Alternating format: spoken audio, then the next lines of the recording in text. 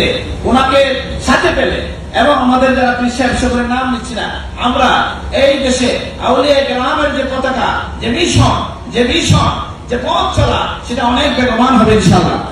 তিনি একটা প্রস্তাব করেছেন যে এই বালাকোটের চেতনায় যারা উজ্জীবিত এবং যারা এই সিলসিলার দাবিদার, কিন্তু কিছু প্রশ্ন আছে তাদেরকে নিয়ে, এবং কিছু দরবার আছে কি নাই, মানে এরা সিলসিলায় আমাদের তরিকা এক সিলসিলা, কিন্তু কিছু আমলি বিষয়ে কিছু কথাবার্তা আছে কি নাই।